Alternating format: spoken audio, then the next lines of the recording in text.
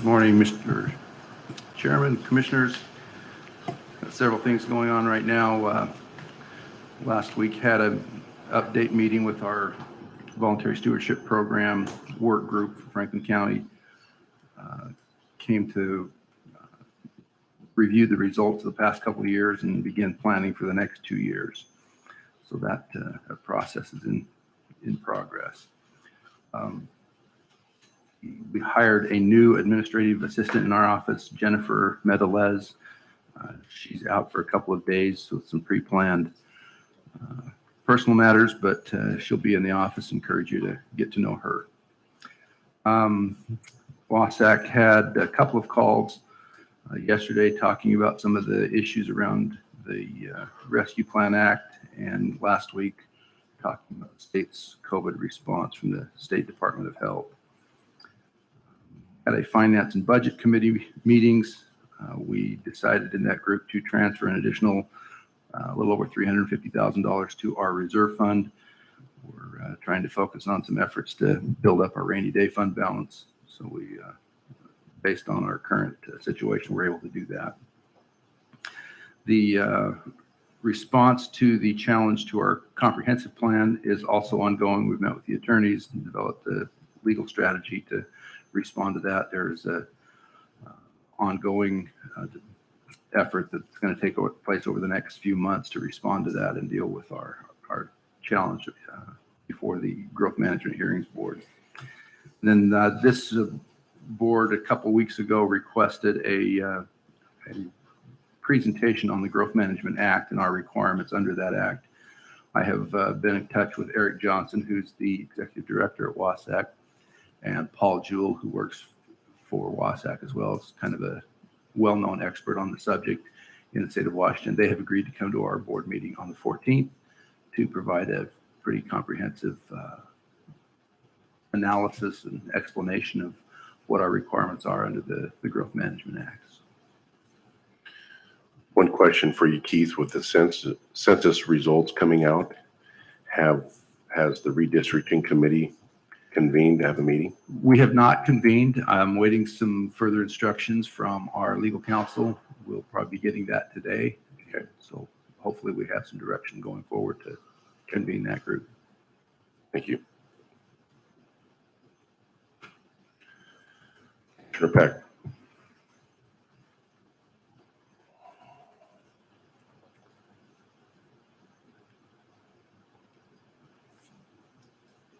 Mr. Chairman, I'm going to start my remarks this morning by putting a request on the record that we have a discussion about moving forward with remote meetings.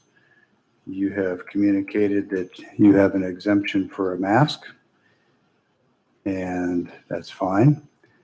The accommodation under the law for people who have such a situation or condition is to go to remote meetings.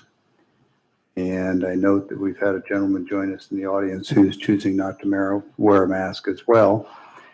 And so since we've been provided the tools to move to remote meetings, as soon as we finish with these reports, I think we should recess and move to a remote meeting so that we can all stay legal and avoid potential criminal complaints.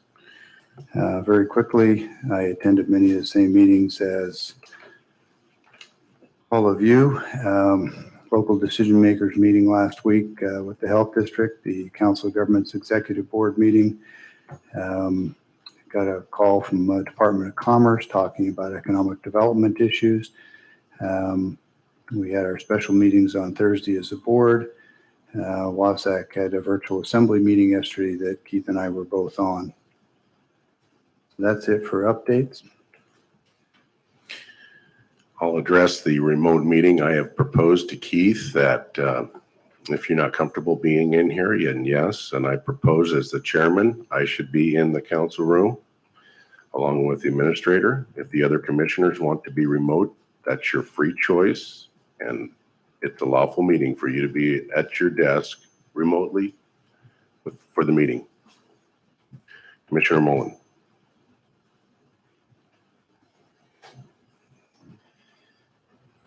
Since our last meeting, where we've actually had discussion on updates, met with the benefits committee. Of course, our costs are going to go up.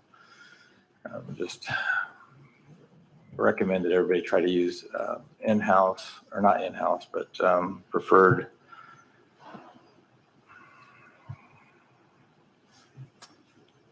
trying to think of the word, preferred providers. Thank you. And also met with the Tri-City Regional Chamber of Commerce. Also had a telephone conversation with Gloria Voice from the Ben Franklin Transit over their decision to pull out from delivering and transporting people to and from the fairgrounds. I think that was kind of a last minute decision as they were actually setting up at the fair when they decided to pull. Good morning. Thank you for accommodating us in such short notice. I'm glad you're able to be available. Did I ask you to mute your device?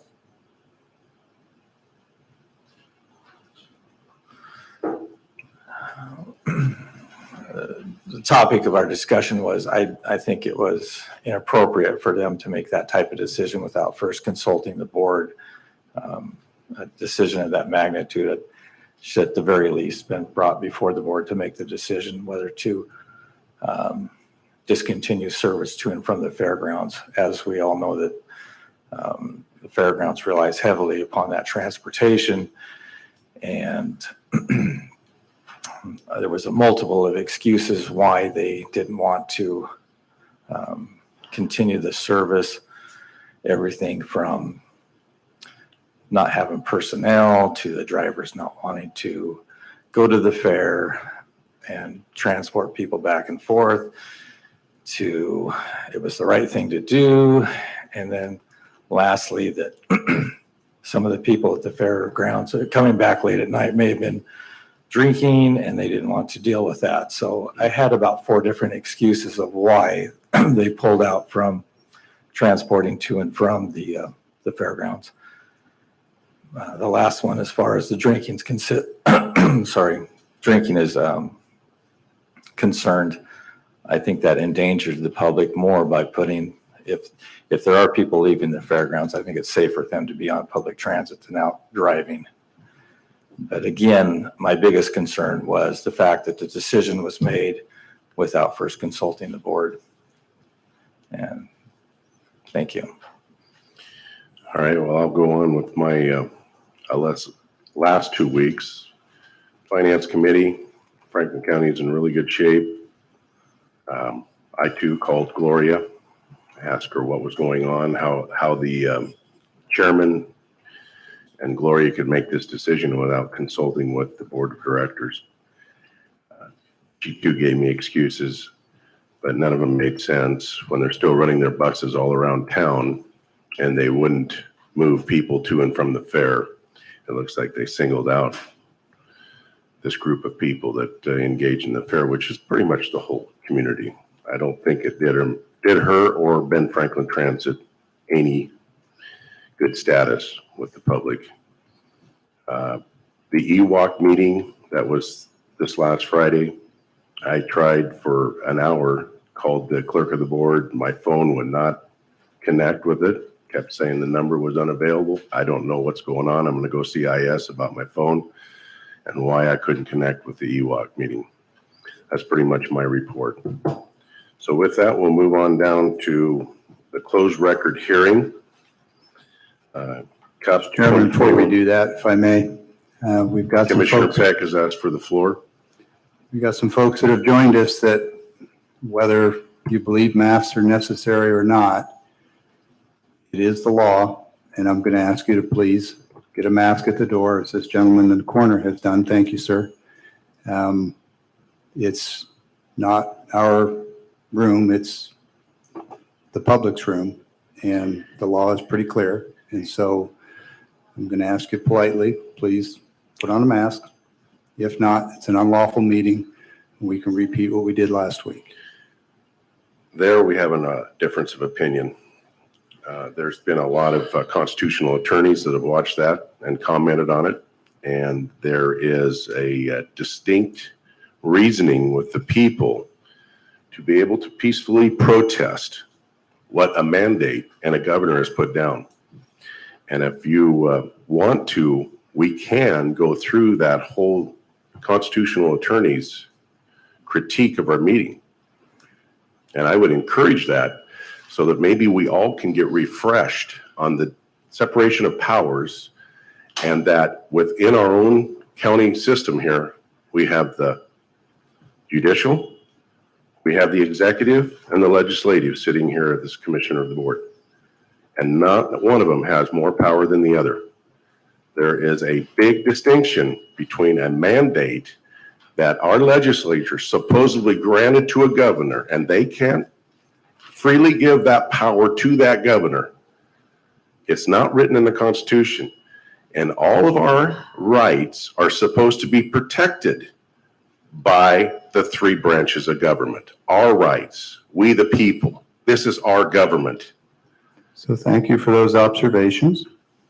I would point out that the judicial branch is not represented by this board. I didn't say he was. I said we're the legislative and the executive. He is the judicial. He's in the room. Actually, pointed out he's he's in not the the room. judicial either. It's the courts. But listen to the recording later. You misspoke. No problem. Commissioner Peck, you're out of order.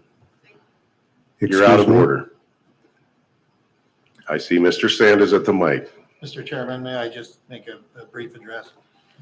I think we could all agree there's going to be differing legal opinions throughout the country. In fact, some of the most critical court decisions that have come before this nation have been on a divided U.S. Supreme Court. Those individuals that are on that court are much smarter than I, and they have much more insights, and I will defer greatly to them as far as a balance of their acumen in the law and their recognition of what the ultimate decision-making authority of the U.S. Constitution is. But for purposes of county prosecutors, the county elected prosecuting attorney is the legal advice and advisor for this board. I've been elected by the people to provide this board legal advice. I wasn't elected to advocate my own personal opinions, my own personal arguments that I may have as to individual liberty. My dedication and oath of office is to what that oath of office is the elected prosecuting attorney to provide legal guidance to this board. I have done that. I have done that. And so I recognize what Mr. Chairman has offered is that there's differing constitutional folks out there that may, of course, disagree with me. People will disagree with you. What I look at as your legal counsel and evaluating the 30 challenges to lawsuits in a lawful manner, they took those challenges to court, and they have all ruled that the governor is acting under his constitutional authority. The very definition of an edict, which is often referred to in this body, is a proclamation with the force of law. That is equivalent, whether we have ordinances. I mean, Can I ask you a question, Sean? With that in mind right there, can I ask you a question? certainly, If a law, you're calling it a law. yes. Now you just referred to it as a mandate. If that conflicts with the Constitution, how can you enforce that mandate and the Constitution at the same time?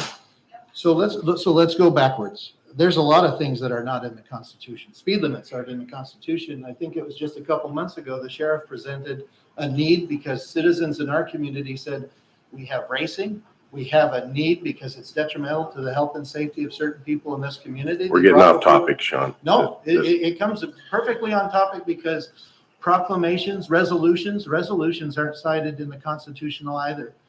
What we look at is we look at our state constitution, and the legislature has the authority to determine what duties each of the office holders at the state, governor, lieutenant governor, all those positions, prosecuting attorney, the legislature gets to say what those duties are. And so if we can have respect Please for be people quiet in the that have audience. life, Please be quiet in the you audience. have an opportunity to speak. Everybody has an So opportunity. what you're telling me then in that statement right there, the legislative part of our government has all powers in them. No. Well, you said they gave him the power. How did they give him the power? From our state constitution. Separation. Our of- state constitution says that all powers are derived from the people. And the people are the ones that participated in a very valid and constitutional process of elections. And that's how we elect office holders. And those office holders, like we had last week, they came here and shared that they participated in the There vote. was one. I'm sorry? Brad Clippard, that's one. Brad Clifford basically represented a near majority of the vote that took place in 2019 when that law was addressed and modified. That law had been in existence for several years. You keep Granted- saying a mere majority. Was it a majority? Was it unanimous? There was one Democrat senator and one Republican There you senator go. that dissented. There you go. But it's clearly a majority. If we're saying that it wasn't unanimous, therefore it's not of the people, I think we need to all go back to figure out what the constitutional.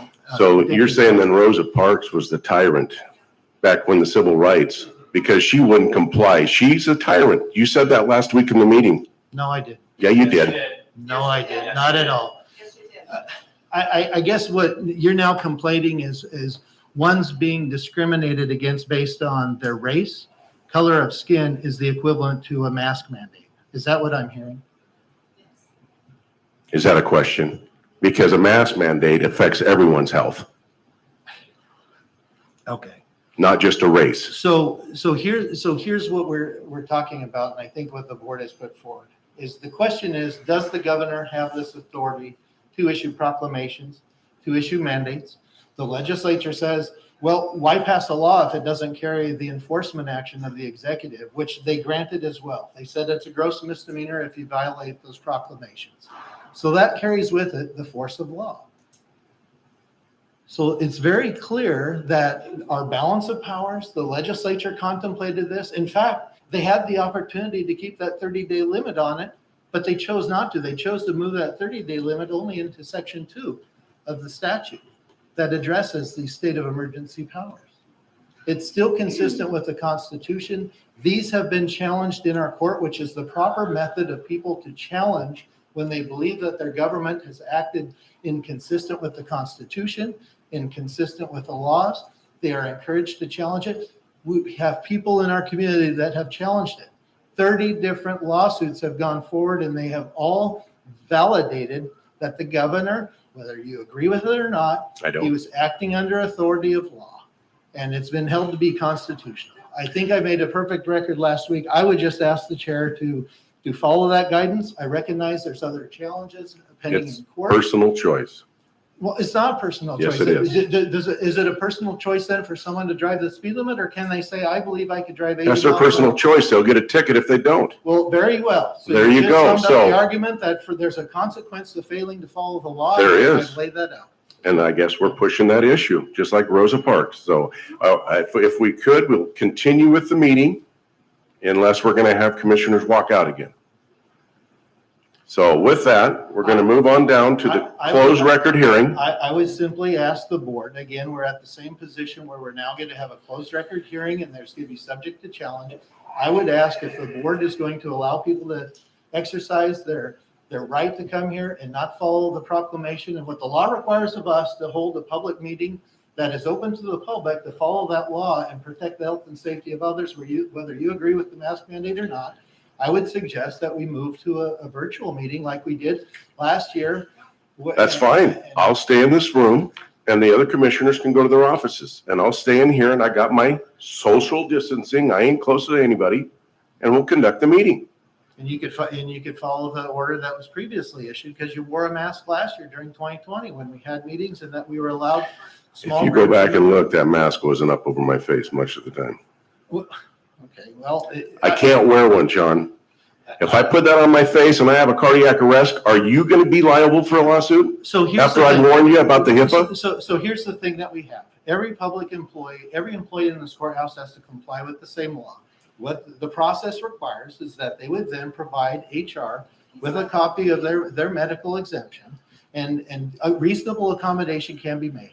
Well, guess what? The reasonable accommodation is that we could participate and conduct the business of this county through virtual means. You have just as much authority to participate in your office through virtual means, just like you do here in this meeting present. Because when you choose to say it's your medical issue that overrides somebody else's medical issue, what if someone else is also an employee of this county that has compromised immune system or other medical needs and they don't want to catch whatever other people might be sharing? Then they should take that responsibility on themselves and stay home and conduct their business from home. So now- Sean, it's personal responsibility. Now, listen, you're telling me We're an that the employee. alternative that we're at right now is that the government can pick and choose which laws they want to enforce, and we, the people, have to abide by the government. No, this is our government. We, the people. You're exactly right. We are a government of the people, and the people elected people to go to Olympia, in this case, to pass laws that everybody should have to follow.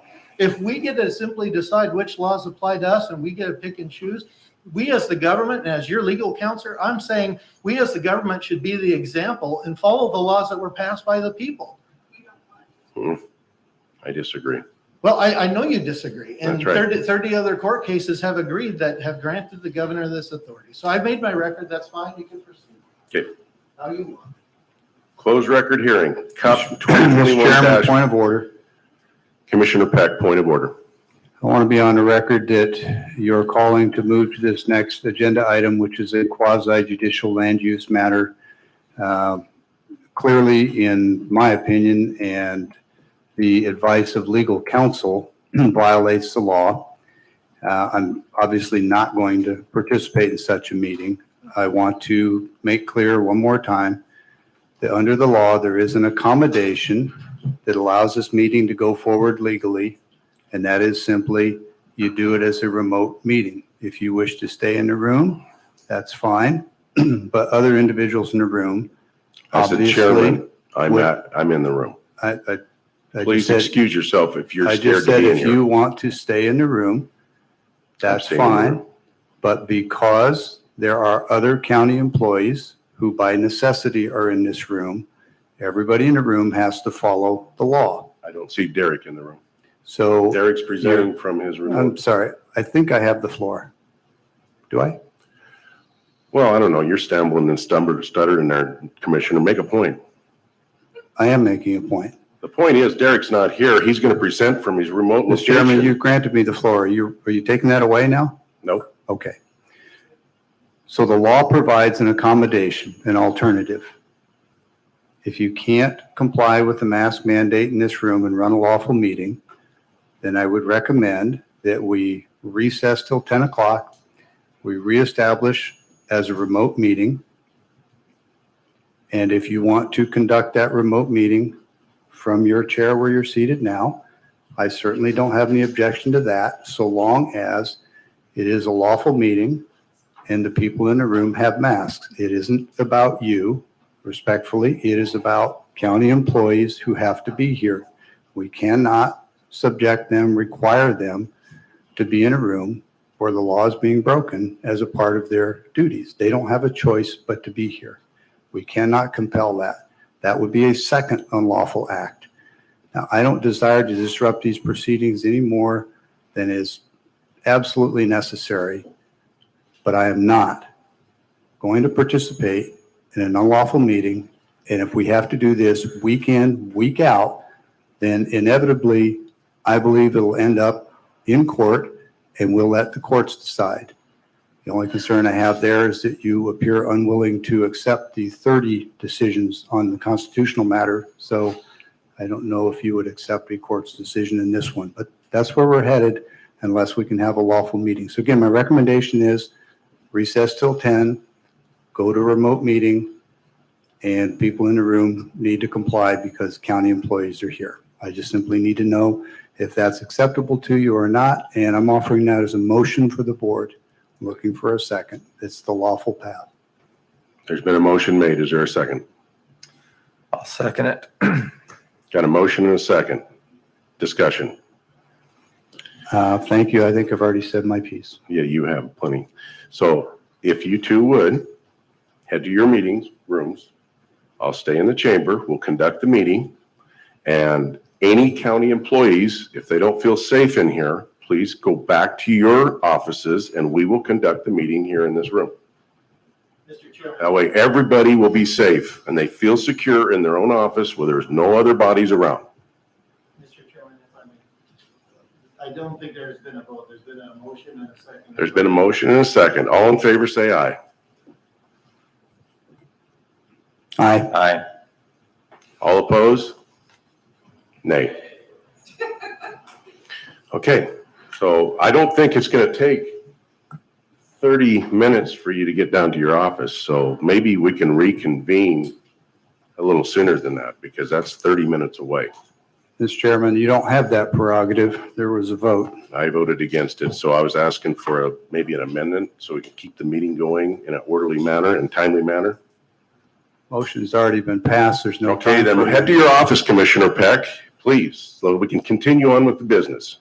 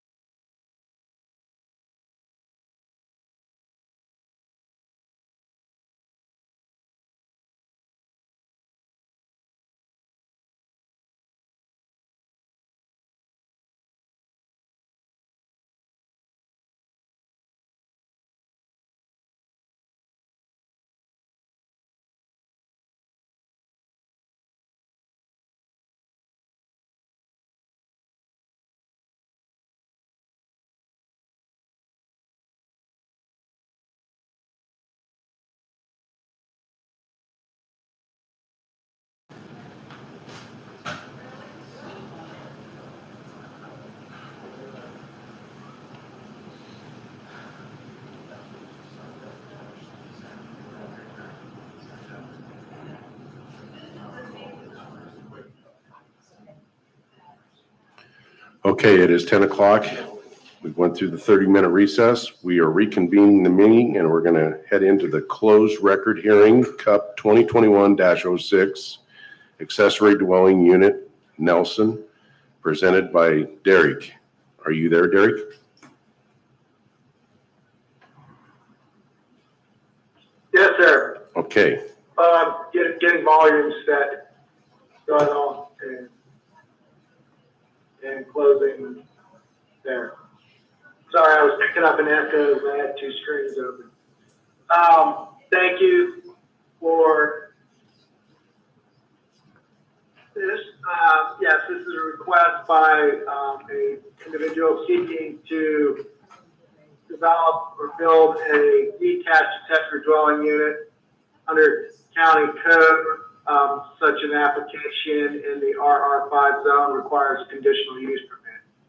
The request is effectively to expand an addition or provide an addition to a shop. I do have a PowerPoint if you'd like to see that.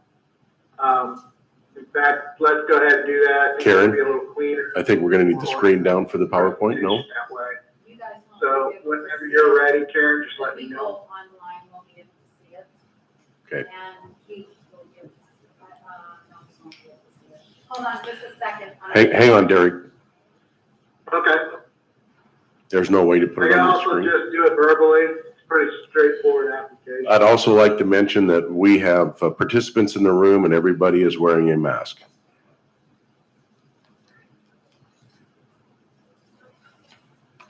Okay, Derek, it'll take about 30 seconds and you should see on your screen the conditional use permit.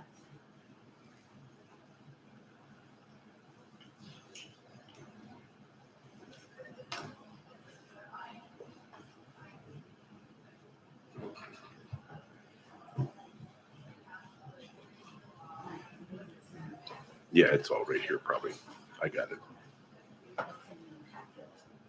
If Derek can just tell us when he's going from page to page.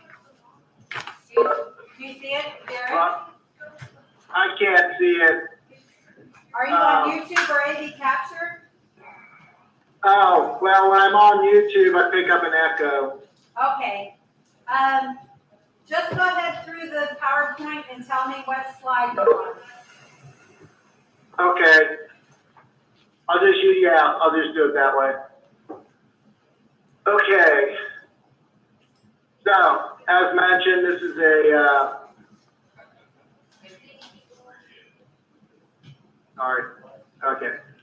This is a conditional use permit for Mr. Nelson. He's seeking to put a 400 square foot addition to a shop. That doesn't require a conditional use permit. However, the request to add a 1,200 square foot DADU, detached accessory dwelling unit, does require a conditional use permit. Next slide. This is conditional use permit 2021-06. We're there. Okay. So the property is located to the north of Lisa Lane, west of Weisner. I believe that's how it's pronounced. Way, south of Alder Road, and east of Nickel Road.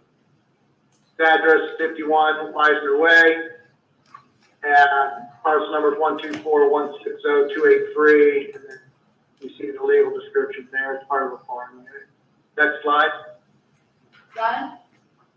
And here you should be seeing a vicinity map at this point, showing the property. The highlighted area there, kind of a odd trapezoid shaped property. Mm-hmm. Next slide. Done? Comp plan is rural remote. The zoning is rural residential 5. As I mentioned, he's seeking to expand an existing shop that's currently 1,536 square feet.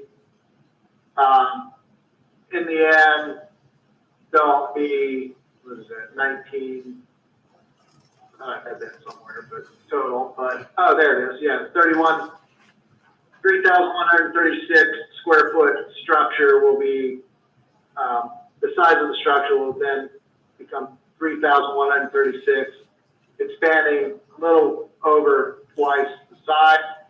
It's a 5-acre property. Next slide. Done?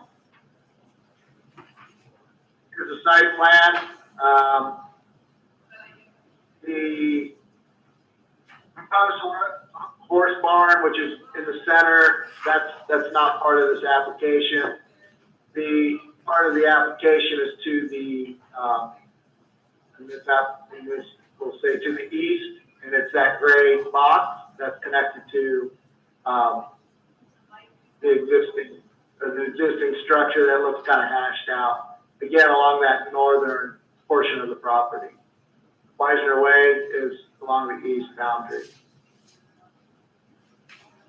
Any questions at this point? Questions? And there, I have a few questions for you. Okay. This quasi-judicial hearing, does it require public notice? Public notice was provided for the last meeting. Standard is when a meeting is canceled, those items automatically are forwarded on. So they were notified both through the normal process and then for the planning commission hearing. And then they were also notified, it was posted in the paper regarding the August 24th meeting. So Derek, the question was there a requirement for public notice for this quasi-judicial meeting on this date and this time? You said the practice or the whatever is that it just rolls forward to the next meeting. I'm just asking, does that require this to be re-advertised? My understanding of the law is it does not. Okay. Because the items on the agenda were automatically rolled forward to this meeting. Had we taken action at that meeting and it had been determined that it was an invalid action or something along those lines, then we would need to renotice that we were redoing it. But since no action was taken on the item, it just moves forward. Okay. I have a very different now since this is your area of expertise. Okay. Next slide. Done? So, what you see on the left is the existing house, and what is on the right is the structure that's going to be modified. The intent and purpose of this is so that Mr. Nelson, who currently resides on the house, in the house you can see on the left, he is moving out of that unit, moving into the ADU, and his family, I believe it's his son, and his family are moving into the residence. Next slide. Done? Staff notified agencies on 17th of June, 2021. Also on that same date, notices were mailed to property owners within a mile. Sign was posted on the property. The CEPA determination was of non-significance was issued, and public notice was published in the Franklin County Graphic on June 17, 2021. The only comment we received in writing was, as you can see here, it was somebody, a neighbor that was in support of the proposal. Next slide. Done? Public approach permit is going to be required. These are the responses from agencies. Letter received from Ecology, basically talking about hazardous materials. It's a standard, almost form letter. There was nothing specific or particular about this project in their comments. USBR provided comments July 1st. And then the health district is their comment as stated, summarized, as long as the living space is considered at the ADU in the county, they have no objection. And they do have a septic permit for this proposal. PC recommendation was to recommend approval after holding a duly advertised public hearing or after reviewing the record and staff's presentation. They recommended approval of 6 findings of fact and 9 conditions of approval as outlined in the staff report and resolution. The proposed, so here are the findings of fact. The RR5 zoning district is in accordance with the goals and policies of the county development regulations. The proposal will not adversely affect public infrastructure, will be constructed, maintained, and operated to be in harmony. It's just going to look like a large storage building, which is pretty common out in that area. Again, location site will not discourage the development of permitted uses on the property. On property general facility, it's generally large lot residential or small farm or animal raising activities in the general area.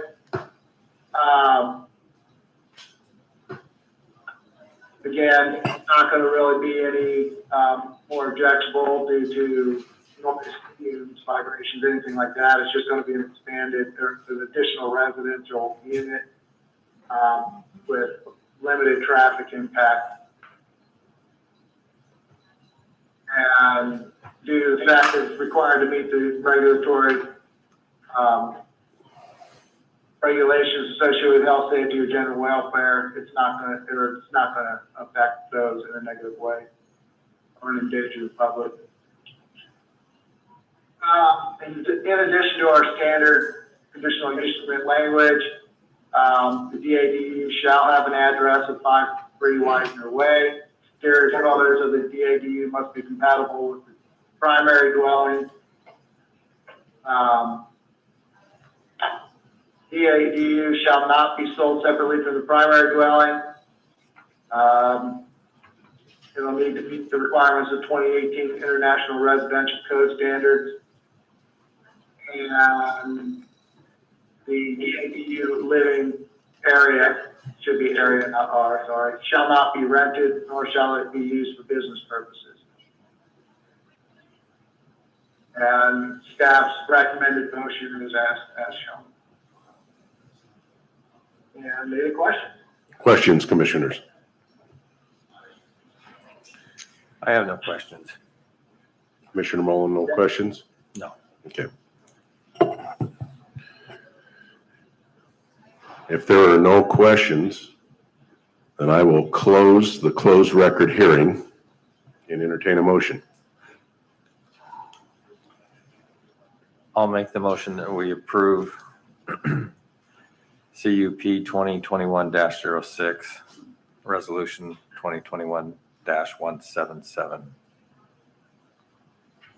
There's been a motion and a second. Discussion. Hearing no discussion, all in favor say aye. Aye. Aye. Aye. Okay, with that, we'll move down to the realignment of the auditor's accounting positions. Carly, are you on the phone? Thank you. Thank you, Derek. Yes, I am, Okay, Mr. Chairman. Good morning, Commissioners. The auditor's office has requested a compensation review of 4 of their positions, which were 2 accounting assistant 2 and 2 accounting assistant 3 positions. After the completion of that work with them, the recommendation was reclassification of 3 out of 4 of those positions as presented in the package, and that is the request for today. I don't have a lot to add beyond what's in the read ahead, but I'm happy to answer any questions. questions, commissioners?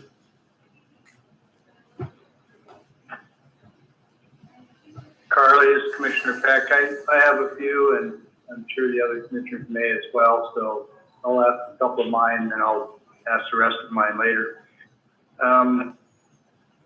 There is, if nothing else, a long-standing established practice that when we promote somebody from one grade to a higher grade, and let's say, just by way of example, you have somebody who is a 13-4, and we're promoting them to a 14, that they come in at a 14-1, and that they don't come in at the same step that they were at in their previous grade, unless, and we have made exceptions, when someone would say at a 13 and was maxed out on their steps, and going to a 14-1 was actually a pay cut. So that has been the practice for years. It's the practice that I endorse and support. Please help me understand why we appear to be entirely lateral, an increase in grade, and the same step at the new grade that they were in the old grade. I understand the need to attract and retain qualified people, but it's already by virtue of the grade increase, a compensation increase. So the reclassification of a position based on the job duties of that position and a re-review of the duties that are included in that position, under our policy, if the change in grade is not due to a increase in job duties, then you go straight across within the new grade, because we are saying that the set of duties in your current position have that different value. And so you still get the credit for your experience within that position. A promotion is something different. A promotion is you're moving to a position that has an increased set of job duties by virtue of what that position is being compensated for. And that's when you go to the step that affords you an increase. And that's, it's more succinct within the compensation review policy, and I can pull that up and read that to you if you'd like. No, I think that's an excellent, relatively concise explanation. Promotion is an increase in job duties. In this case, we're simply saying we have a person at grade A and step A that's performing certain job at a certain level, and we're not promoting them. We're simply saying the job is improperly classed and really should be a higher grade. And so there is, I think, a reasonable difference between the promotion and the reclass. So thanks for that explanation. You say that is embodied in the current personnel policy of the county? Yes, it is. Okay, thank you. Commissioner Mullen, questions? I guess my question would be is how do these jobs, are they similar to other accountants and other departments within the courthouse? I mean, are they,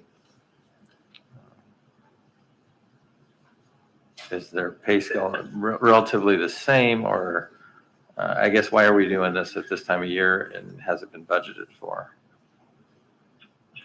You know, we did the work. We worked on this through most of the year with the auditor's office, and as a rule in HR, as you know, somewhat of a internal services agency for the purposes of these type of requests. You know, I take my cues from the department. Initially, speaking to the auditor's office, they had intended to bring this with the budget, and then Mr. Westerman asked on behalf of Mr. Beaton a few weeks ago that we bring it to her. So that's why we're here today. All right, thank you. So Carly, I have another question. The approval or disapproval or changes or remediation to personnel positions is the purview and the authority of the board. I think we all know that. This practice of a department saying we want to have this position reviewed and reclassified is understandable, it's appropriate, and you've done the reclass and you've determined that the work that is being done really is a different position or a bigger position in the same general area of work. Am I on track so far? Yes. Okay, so then the question is, when we increase the scope and the nature of responsibilities in a department like that, we are effectively adding to that position, are we not? Or alternatively, are you saying that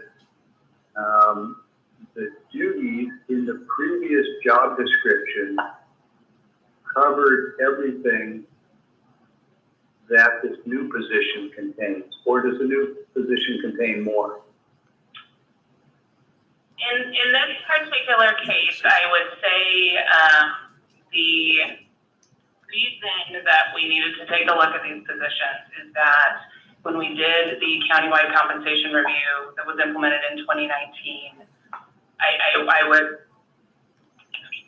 how to say it, I don't think there was a sufficient enough detailed look at these positions to ensure that their job duties, maybe at the time and in the foreseeable future, were reflected within those job descriptions. So those job descriptions became, I think, inadequate to the assigned duties more quickly than most job descriptions do. Okay, so if I understood you correctly, and please do correct me if I misstate what I'm hearing you say, that the current position description, maybe once upon a time, like when it was approved, covered the duties, but the duties have expanded, or it was felt that the position description didn't cover everything that the department wanted the individual to do, so additional duties have been assigned on that same job description. Is that accurate? Yes, I would say so.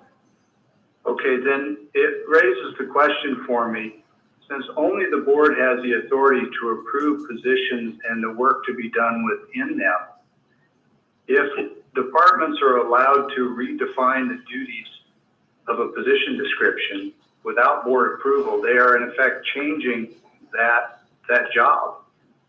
And if it comes cost to the county, typically, I suppose it could go the other way. You could have a reduction in duties. But my point here is that the board looks at these positions and what the county budget will sustain in the budget process. And while I understand and appreciate that you are merely acting as you do for all departments as the human resources agent to bring forward the requests of the department, and even though I recognize you've endorsed this one, I don't see this as a case where the duties of the position existed at the time the position was approved and it was merely reclassified. It sounds to me like these duties somewhat existed, but new duties have been added. And that's essentially changing the position. It's not simply saying that we got it wrong when we graded this based on the work to be done. As you've already said, the work to be done has changed, therefore the position has changed. And when we make these changes on that basis, we open the door for departments to basically create portions of position. If it was a 1.0 and you had a bunch of duties and now it's more than that one person justifying a higher grade, you really redefine the position. I have a concern about that because those approvals really should be reviewed. If this were strictly a case of the job was A and the job hasn't changed, we just got it wrong when we classed it, then I think I could support. But in effect, we've got departments that are creating different positions under an old job description and asking us to fund them at a higher grade to compensate for the extra duties they've added to the position description. What do you think of that analysis? And please, if I'm getting it wrong, I want to know. So I think, I'm tracking where you're at. I think as a practical matter, job descriptions are somewhat dynamic. The responsibilities of the county, particularly if we look at the positions like HR, payroll, are constantly changing because the legal landscape is changing, the requirements are changing. And there has to be some ability to, shift duties and, just again, as a practical matter to respond to those changes in requirements. I will say, and I don't know if this helps, when we do look at job descriptions and duties have been added, there's a lot of conversation that occurs between my office and the department heads and managers about where those job duties are coming from. Are they coming from another position? And if that's the case, then we need to look at that other position because that position's not performing those duties anymore.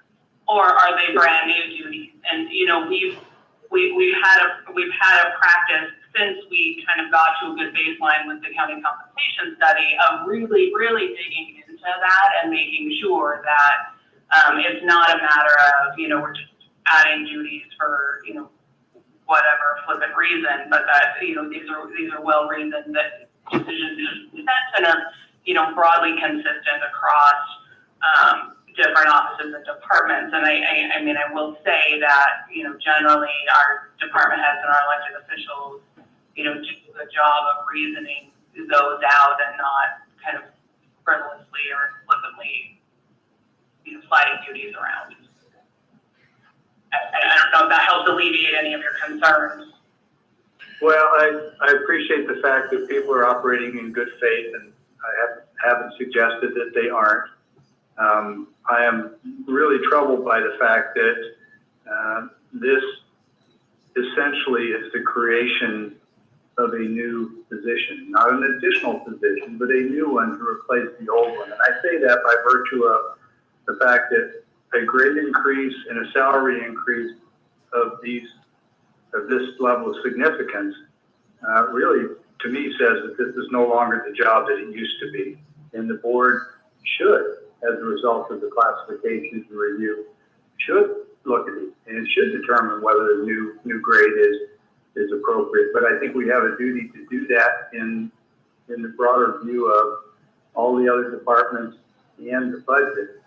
And that's typically why during the budget process each year, departments bring us their requests for increases in staffing, sometimes reductions in staffing, and changes where they want to make a significant change to a position that requires a higher grade and more compensation. So I'll continue to listen, but candidly, my view at this point is that we should be looking at these in January we should be looking at these in the budget process. And if in the budget process it's determined that we have the fiscal capacity and we look at the requests from all the other departments at the same time, then we can look at which ones, perhaps all, that we think are appropriate to change, and they would become effective in January. So that's how I'm seeing it so far. But again, I'll continue to listen with an open mind. Thank you. Well, I see Tom Westerman is in the room. And Tom, could you give us some clarity on this topic here? Yeah, I just want to say first, I do appreciate that there is a process to reevaluate salaries. And we really, really appreciate the help that HR, Eric, and Cardi have given us through this. This has been a work in progress since early this year, and it's a very thorough process. They really vet this out. The forms we have to fill out, we really had to go through our job descriptions and evaluate everything in them, or in this case, wasn't in them. Mm-hmm. So I think Mr. Peck was correct that there were things omitted from them. When we went through when HR completed their job review a couple years ago, it became evident that we didn't get a fair representation, and probably it was the way we filled out the documents. Perhaps we were at a higher level of duties than we should have been, and I think that resulted in maybe a less complex kind of scope of what we really do in the auditor's office. I mean, you got to remember that we process and audit all the bills from the county. We process and audit all the payroll for the county, and that includes the retirement, federal and state reporting. We do the budget for the county, and if you've looked online now what the budget looks like compared to what it used to look like, you can really see the value that the county is getting from us hiring degree accountants. And then if we can keep them at the county, it really is an investment. I mean, get online one after the meeting and look at our budget. It's incredible now. And we would have never gotten that if we hadn't expected a degree accountant to fill these positions.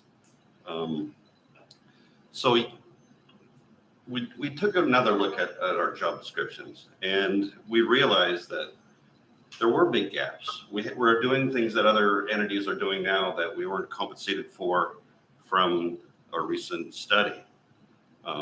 So we're not creating new positions or new responsibilities. They were always there. It's just you're recognizing them. Some were there, but some were that we've been able to develop because we've been able to get degreed accountants in there. And for all our positions, they all have a degree, so we're getting a better product. Okay. But to keep them, in the last 5 years, we've lost like a person a year to other entities. Well, one retired, but basically they come in here, they learn how to do government accounting, which is kind of a rare talent, and then they get hired out at local entities that are willing to pay more. It even happens at our own entity, out of Public Works. Every time it seems like they have an accounting position open, we have more than one of our people trying to get out there. And some of those people we've trained in our office. And so we feel that we know what the duties that are here. We do their payroll, we do the financial statements for Public Works. I mean, we're really kind of, in my opinion, like an elite accounting of the county. And we just wanted some realignment to be treated as such. So I do appreciate the opportunity to do this. I know it does have budget implications, and that's always a concern, but now our budget is in good shape. We're adding to our reserves and keep looking to do so in the future. So that's about all I have. I really appreciate you taking the time to look at this. Thank you. Thank you, Tom. Further comments? Hearing none, I'll entertain a motion. I'll make the motion that we approve Resolution 2021-189. There's been a motion to approve Resolution 2021-189. I second that motion. There's been a motion and a second. Discussion. Hearing none. All in favor, say aye. Aye. Opposed? Aye. Was that in favor or against? You asked for who were opposed, and aye is an appropriate vote for opposed. Okay, so let it be known on the record, Commissioner Peck opposes it. Okay, with that, we'll move down to office business. I believe we have one voucher today and a consent agenda. Yes, we do.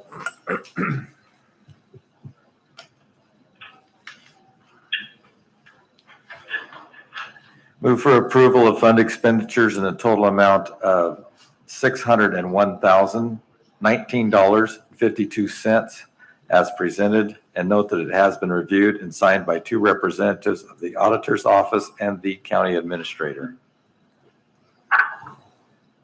Second. Been a motion and a second. All in favor, say aye. Aye. Aye. Aye. Moves us down to the consent agenda. I believe there are 13 items on the consent agenda. Well, Mr. Chairman, this is Commissioner Peck. I'm going to ask we have some separate discussion on items 1, 2, and 3. And if it's convenient for the board, we can do that before a motion. That way we can decide if we want to leave them in the consent agenda or vote on them separately.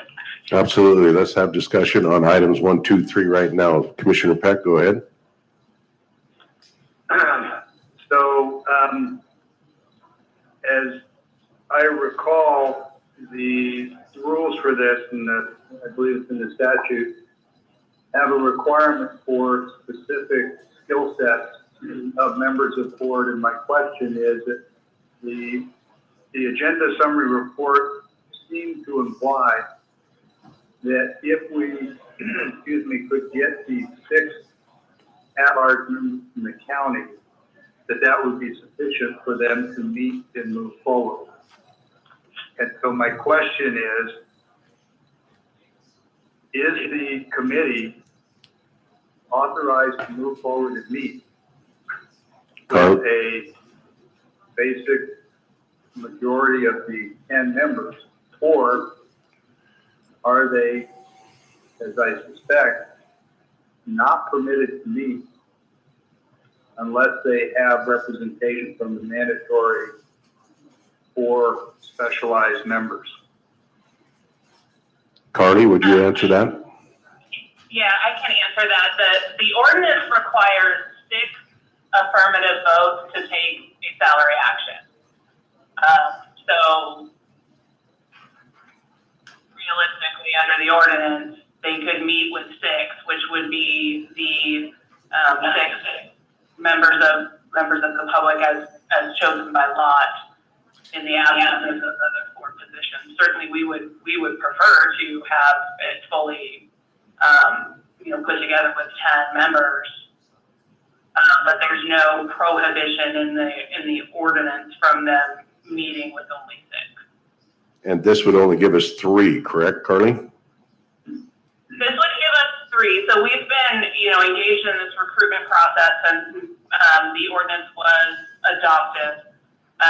We've gone through several lottery draws. These are the 3 that we have confirmed, and given the number of questions that I've been receiving from the board and from the other elected officials, we thought it prudent to bring these and to allow us to get these people committed to serve and inform the others that have been willing to serve from the same districts that they are alternates, while we continue to get that affirmative contact from the other 3 positions, and then the ongoing recruitment for the 4 professional positions was the line of thinking in bringing these to you now. And Carly, is this process driven solely by the ordinance, or is there a statute that has requirements that we have to meet as well? The ordinance reflects all the statutory requirements for this commission. We drafted the ordinance to describe the statutory requirements for the makeup of the commission for each understanding. Okay, you don't happen to know that statute offhand, do you? Knowing you probably have it right there. That's okay. I can look it up if you don't. I just thought you might. Okay, no, I apologize. It's probably the one thing I don't have right now. I suspect it probably is Oh, the wait, one. no. You know what? I believe I do. I have the ordinance, RCW 3617-024. Okay, perfect. Thank you very much. You bet. No further questions. Okay, with there being no further questions, we have 13 consent items. I'm looking for a motion. Make the motion that we approve consent agenda items 1 through 13. And second with discussion. There's been a motion and a second to vote on the 13 items of the consent agenda with discussion. Go ahead. Keith, I think this is for you, but anybody that's got knowledge of it, feel free. We have historically, through other programs, not this Blake kickload issue, but other programs, we have formulas for how we divide costs between Benton and Franklin counties. And the heads on this reference some other resolutions. I just want to be assured that staff has looked at these pro rata share distributions, and it's your recommendation that they are consistent with past practice and reasonable for the distribution of Blake funds. Yes, I think there's still some discussion going on at the state level about how Blake funds get allocated, but in terms of your specific question, yes, we've looked at these, and the allocation between the 2 counties is what we expected. Okay, all right, thank you. And I did look at that over, and it's the allocation is $74,500,000. Yeah, it's split into at least 2 buckets, but like I said, there's still some arm wrestling going on at the state level with the administrative office of the courts to determine how. Just want the public to know it's $74,500,000, and we heard from the judge that said that the $23 million that they put for retribution, won't even touch it. And we may get stuck with that as a county. So with that, we have a motion and a second for the approval of the 13 consent items. All in favor, say aye. Aye. Aye. Okay. So we have passage of the 13 consent items. Keith, we're down to administration office business. Yes, thank you, Mr. Chairman. First item I have is a request for a letter, or a support for a letter that is being signed by most of the other municipalities and counties in our area. It is essentially a support letter for encouraging the public to get vaccinated and exercise appropriate social distancing and gathering in a safe way.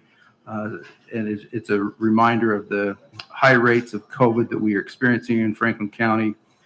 There's no mention in here of a mandate or support for a mandate.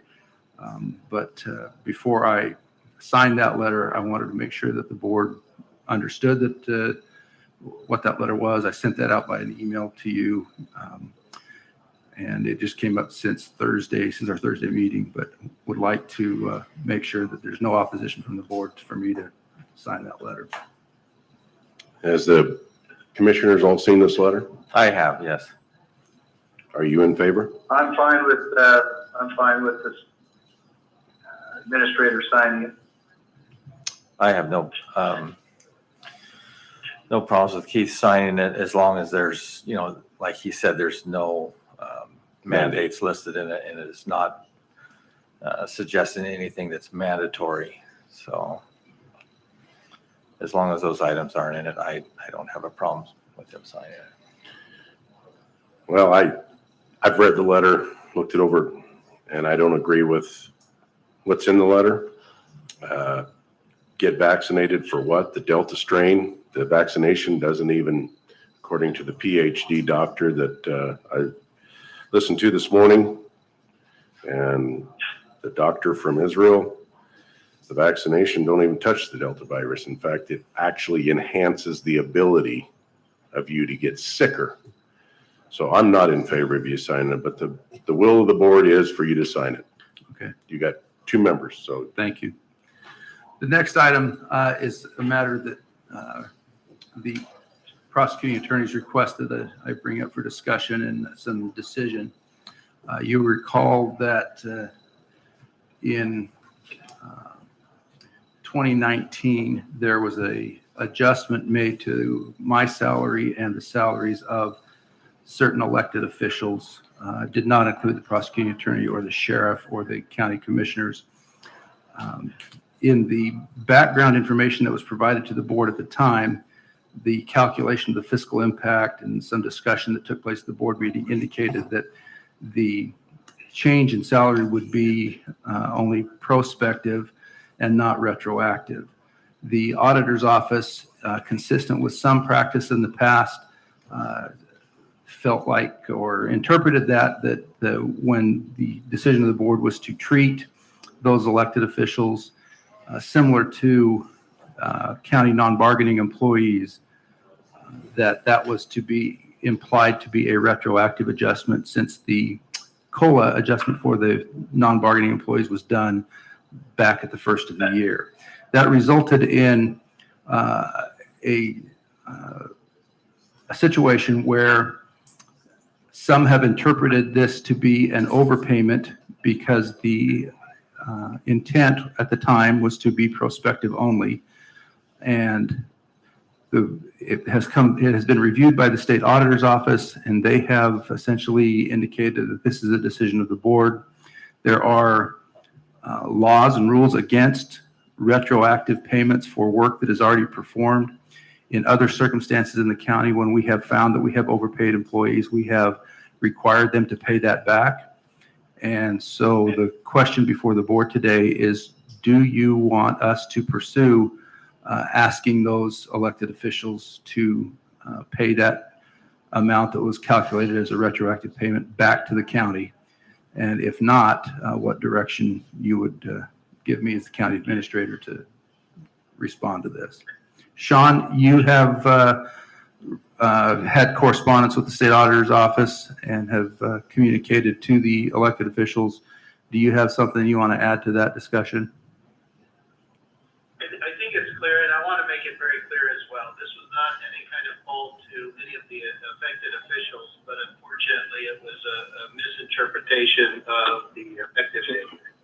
When resolutions 2019-104 and -105 were enacted, it was very clear that the effective date was April 9th of 2019.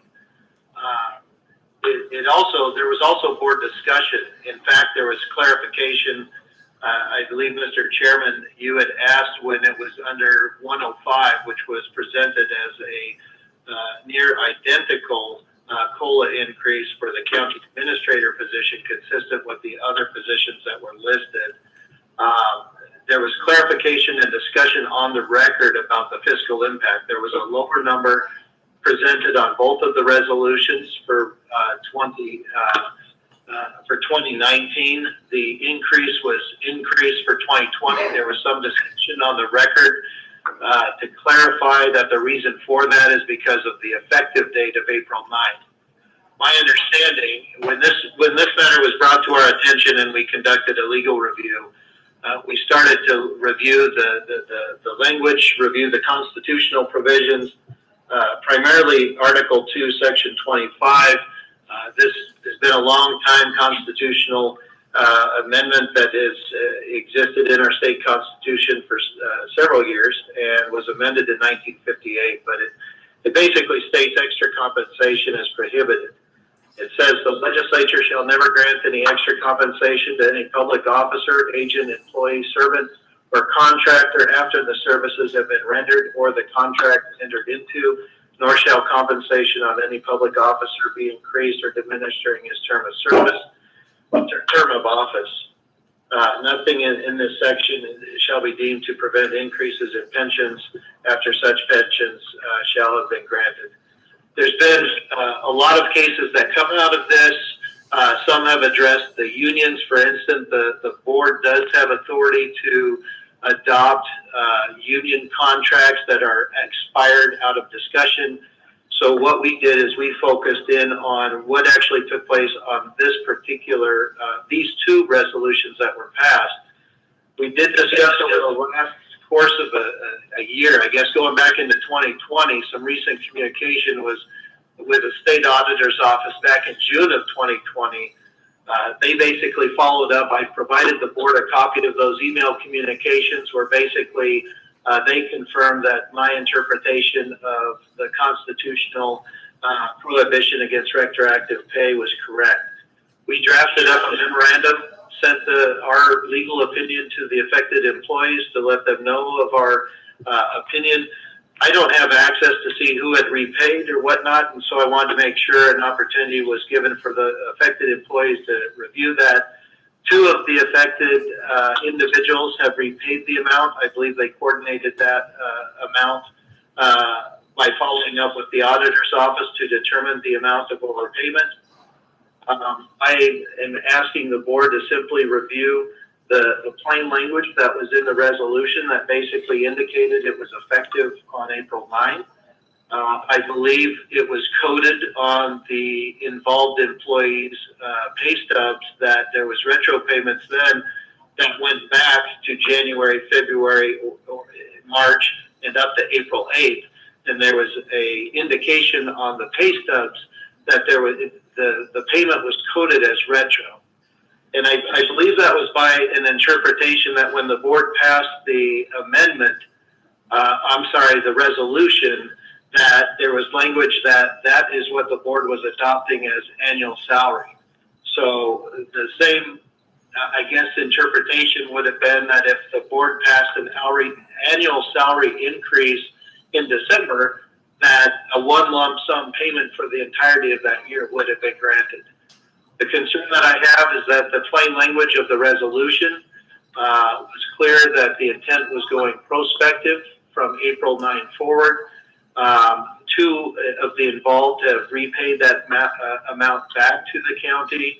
And I think the other officials have simply been waiting for further board action. And for whatever reason, this just never got brought before the board to make that final decision. And so that was the legal presentation. I've shared with the board the memo that was sent to the affected employees. I've shared I think what Keith highlighted is that there's been other situations where an overpayment was discovered by other groups and repayment has been made. When several of the county's COLA increases and pay raises occurred, they were in the months of October, even November. And it has always been the interpretation for implementing those salary changes that it was prospective. It wasn't retroactively applied. It was based on the date of their effective date. Many people receive a pay bump to a new salary, which is on their anniversary date. So it has not been interpreted previously that we would then adjust if their anniversary date was in April. We would not go back to January 1 and apply that new annual salary for the entirety of the year. It would be prospective from when that anniversary date occurred. So I'm just asking the board out of consistency how we've done. Again, this is not alleging any kind of wrongdoing on anyone. We were given this opportunity to review legally the parameters, the basis for it, the resolution language itself. We always look to the plain language of the resolution. What was the intent? We listened to the approximate 20-minute discussion, and we could figure out a way to play that back for the board if the board feels that that is necessary. But also, it was discussed in a later meeting to follow up with the state auditor's office, which I did. I believe the state auditor's office may have had additional comments with the state or with our county auditor. I'm not sure what those discussions yielded, but after I received confirmation that my interpretation of the statute, as well as the restrictions under our state constitution, Article 2, Section 25, it was my understanding that we needed to bring this back to the board for having some finality on this matter and to be consistent with the other members in this group. Any further questions? Commissioners?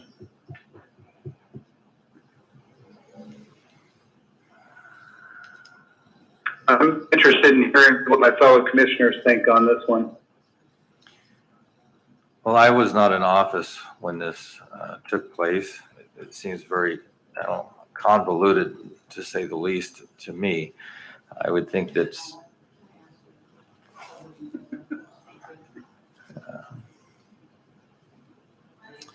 I think that the people worked in good faith, and honestly, I don't think it's worth pursuing any further action on it.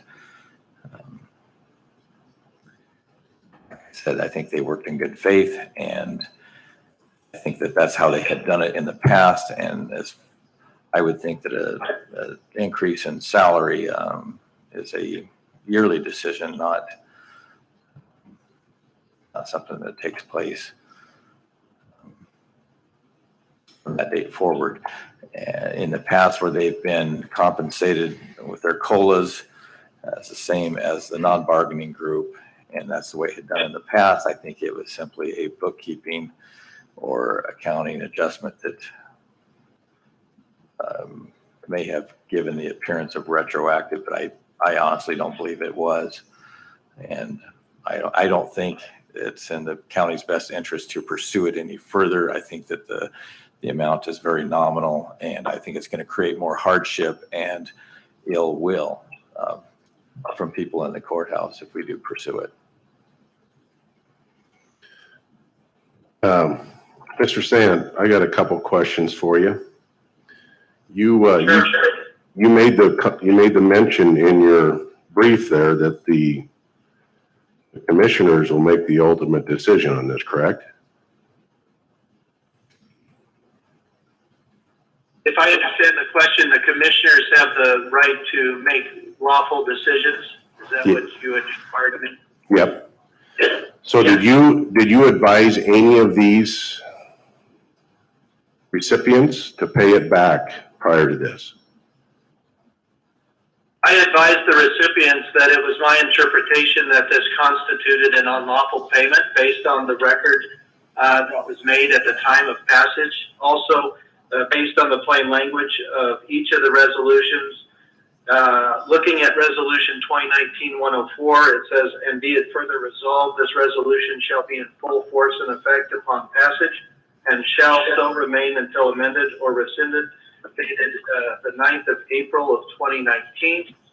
And then for the language that's on 2019-105, this resolution, be it further resolved, this resolution shall be in full force and effect upon passage. It shall so remain until amended or rescinded. Also dated 9th of April 2019. That was consistent with the board's question. I believe the chairman had asked for clarification from the HR director at the time for clarification on the discrepancy of the dollar amounts that were presented, because the dollar amount presented for the year of 2019 was reduced, or a reduced amount compared to 2020. And it was explained that the reason for that was it wasn't retro and that it's prospective. That was the discussion of the board before the board took a vote to pass those two respective resolutions. But my question was that you advised people to pay this back before the consent of the board. So I advised that it would be an overpayment, and that's what would be. And you got two members to pay it back without the consent of the board. So what I'm asking you, Sean, is that if you advise people to pay it back. I got a call from the clerk yesterday. You advised him also to pay it back, and he's refused to. Under the resolution 2019-105, it says, now let it be resolved, the Franklin County Board of Commissioners hereby approves the following total compensation package for the county administrator position, effective equivalent on this resolution. Total.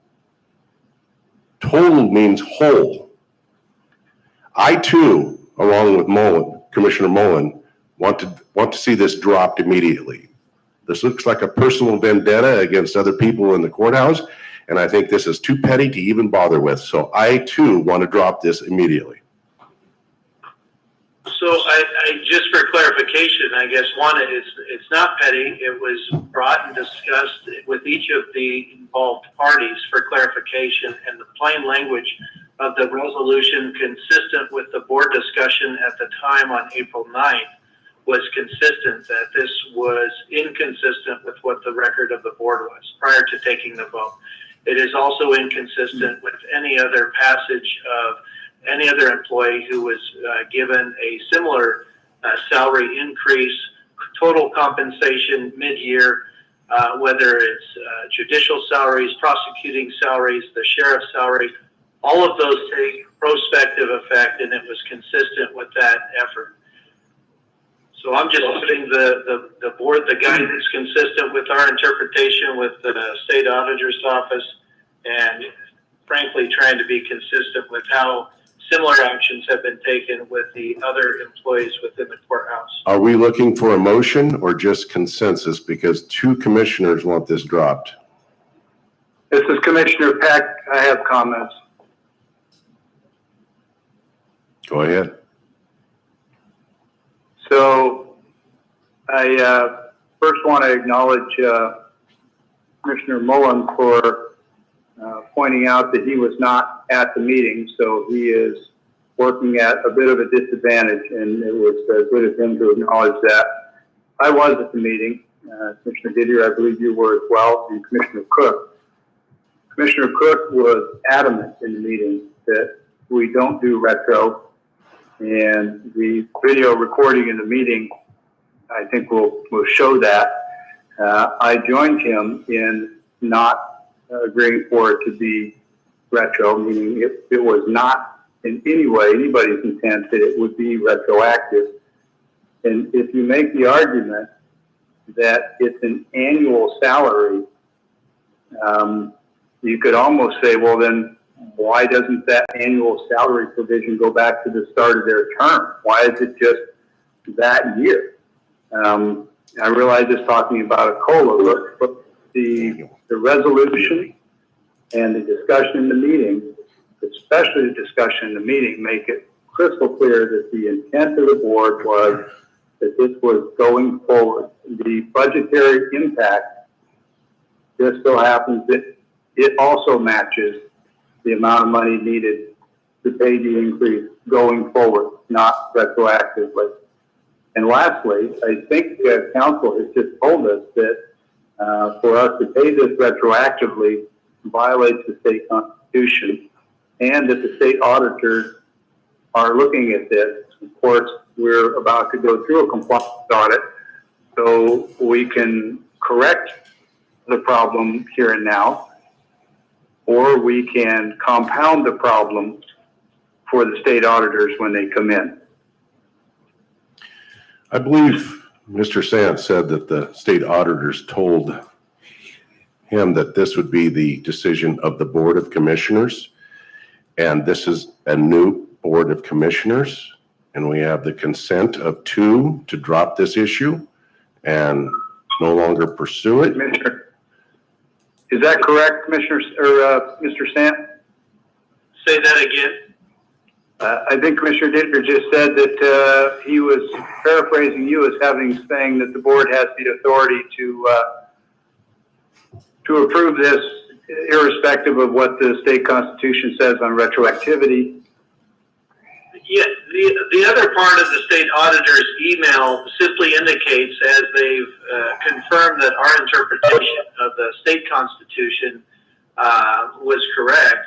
It then goes down to explain that we encourage you to review them prior to the accountability audit, because this was, again, this was done with the idea of reaching out to the individual affected officials to give them the opportunity to correct this prior to bringing it to the board's attention.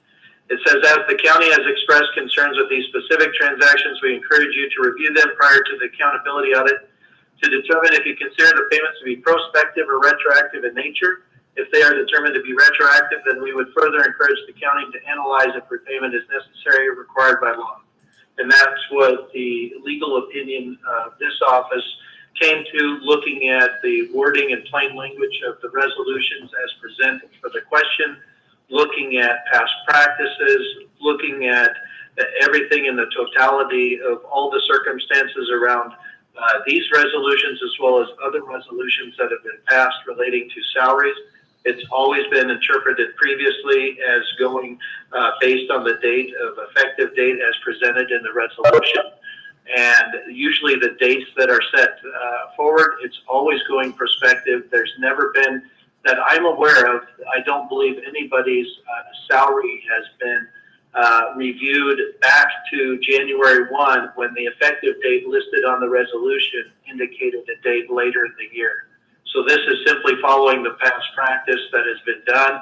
It's consistent with the law, consistent with the state constitution, and that's all I'm pitching to the board. If the board chooses to do something else contrary to that advice of counsel, then the board should also consider the individuals that have already followed up with this and paid it back, believing that it was also contrary to the law and wanted to do the right thing. So, Mr. Sant, well, I'm sorry. Go ahead.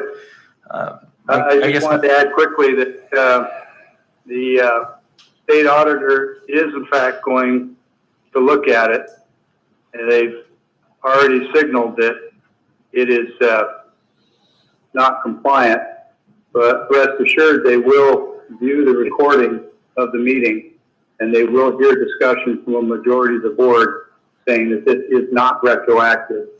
And should that be the case, should my memory be accurate, and I believe it is, then we will be in violation again, and we'll be right back in the same position. So it might be worth looking at that video.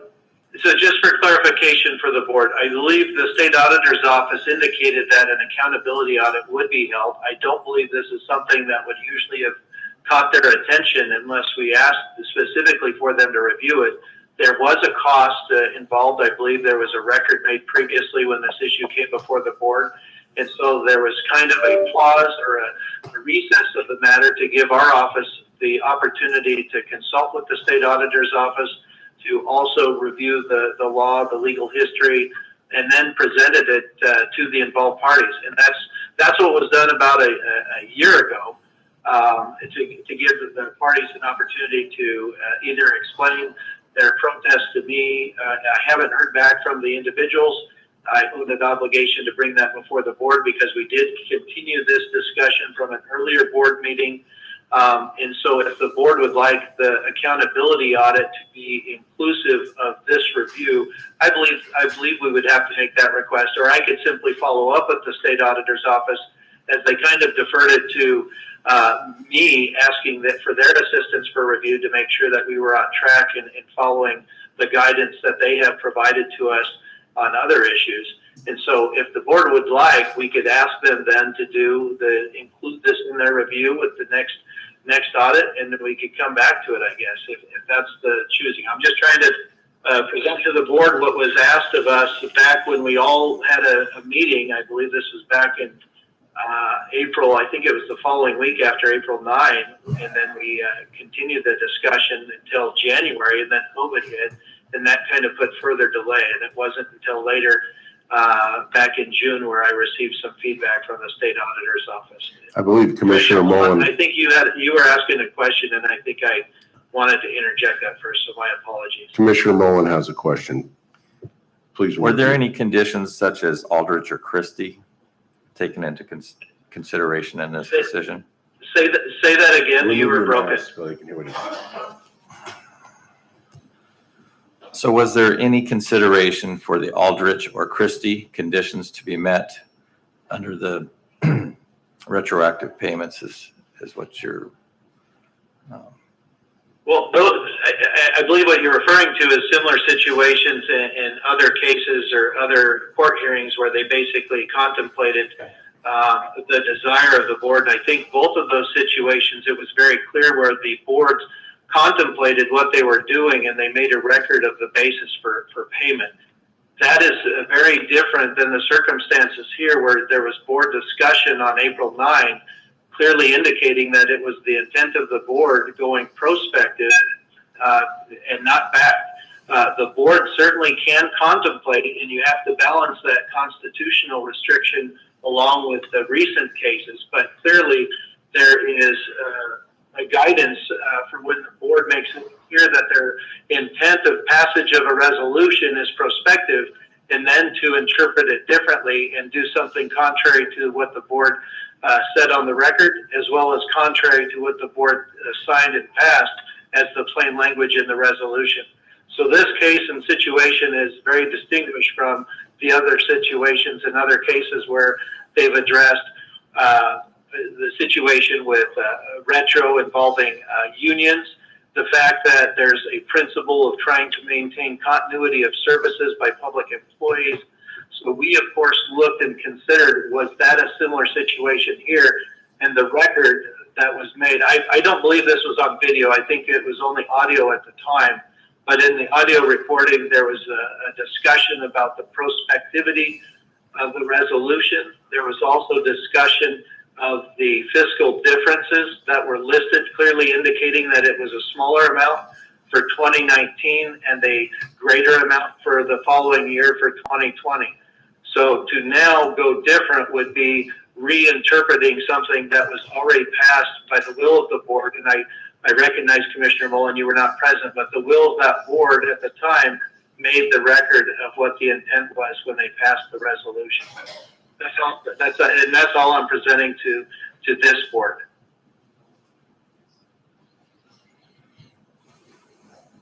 It's my thought that it's not worth pursuing. I think the ill will that's going to come out of this, I think that there's fault in different departments.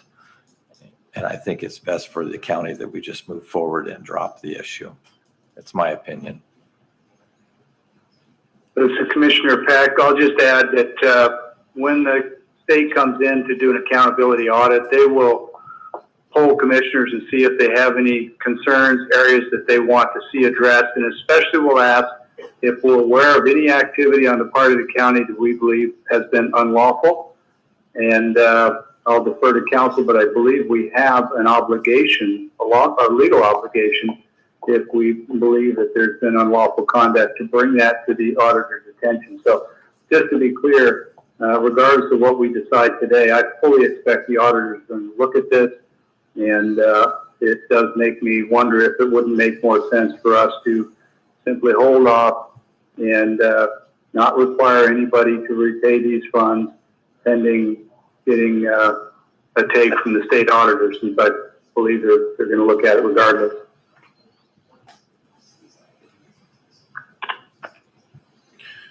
So are we looking for a motion or consent? Because you have the consent of 2 commissioners to drop it, no longer pursue it. That's the direction I need, I guess. I think Commissioner Peck raised a good point. If the state auditor wishes to review it and provide an audit finding, then we'll have to deal with it then. Commissioner Mullen? I'm fine with, with Keith's summation that we. All right.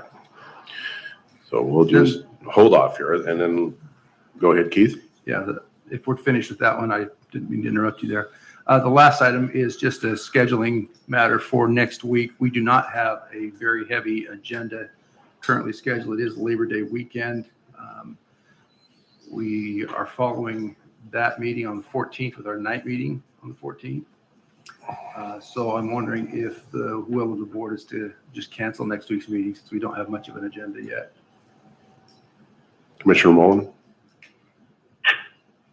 What, the date on next Tuesday, or on Tuesdays, that's would be The Tuesday, the 7th. Right now, we have. and the night meeting is going to be on the 14th. Yes.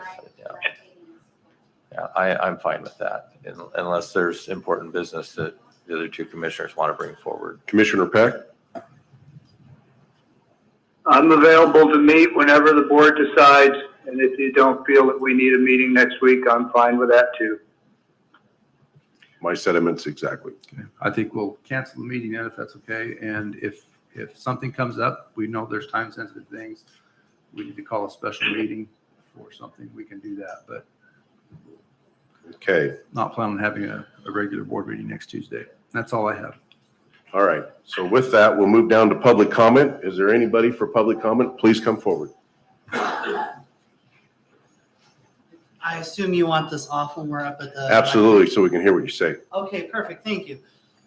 I just wanted to address what happened last week and what we just went through this week. It's embarrassing and it's humiliating. This isn't a civil rights stand. It's not appropriate to ever compare ourselves to Rosa Parks when it comes to the issue of COVID-19. Misinformation being bandied about or spread about places lives at risk. And this is not the Franklin County I grew up in, and I've lived here for over 30 years. It's embarrassing. We are making national headline after national headline right now as the county that doesn't want to do the work or follow the law. You have an obligation to put the law above your personal political beliefs. And we don't heckle and badger the prosecuting attorney who's a servant of the people that we elect during these meetings. We don't badger other commissioners. We act like adults in this room. We act like we give a crap what the people think in this room. We act like public officials and public leaders in this room. That did not happen at the last meeting. It has not happened at this meeting. It is embarrassing. It is shameful, and the people responsible should feel ashamed of themselves. And if they don't, that is a character flaw that should be taken into consideration for future elections and by the governor's office should they happen to watch this. As a Franklin County resident, I am embarrassed by the conduct I have seen at the last 2 meetings. Thank God for Commissioner Peck. Thank God for Commissioner Mullen at this one. And thank you, Sean Sant, for doing your job every single time. Please keep your comments to 3 minutes or less. Thank you. Public comment?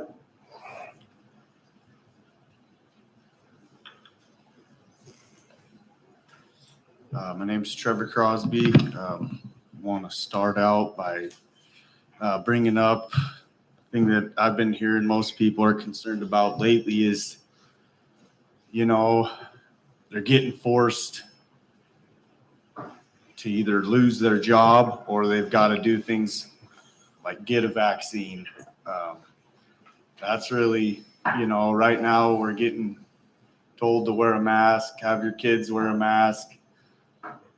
We all know that if you put the mask on, you're sucking all those germs in around you, then you're going to rebreathe those germs in.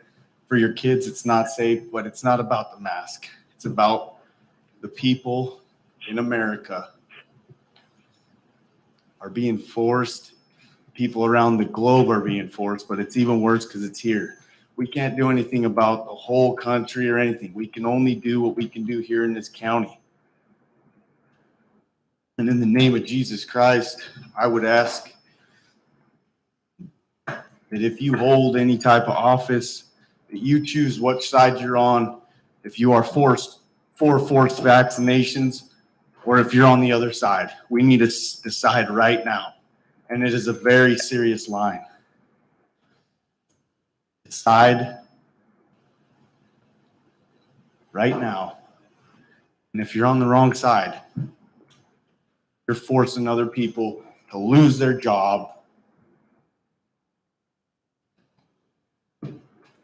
You're basically the enemy of the people around the globe and especially here. I just want to stand up for freedom. I want to thank the people in this county, in this country, that are standing up for courage and freedom, and for those people that are the weakest among us, that are standing up for the babies that are getting slaughtered. You know, I want to thank you for your courage to stand up against your bosses when they're forcing your whole company to get the jab or else lose their job.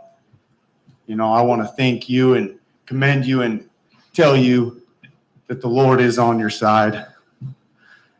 We aren't going to give up. A lot of people think this country's going under and they're just going to throw in the towel. Some people think the state of Washington's going under. They're just going to throw in the towel. A lot of us have farms, businesses, families. We care about this country. We pledge allegiance to the flag. We're not just going to turn tail and run because of vote fraud and that we have a fraudulent governor and fraudulent president. We're not just going to turn and run. I was at the rodeo just a week ago. Thank God for that experience, that I could see all these brothers and sisters, all colors, brothers and sisters. If you're a racist, the Lord is not happy with you at all. We're nationalists. You live in America, you're an American. You live in Australia, you're an Australian. You live in China, you're Chinese. No more race stuff. All right, thank you very much. Thank you, Trevor.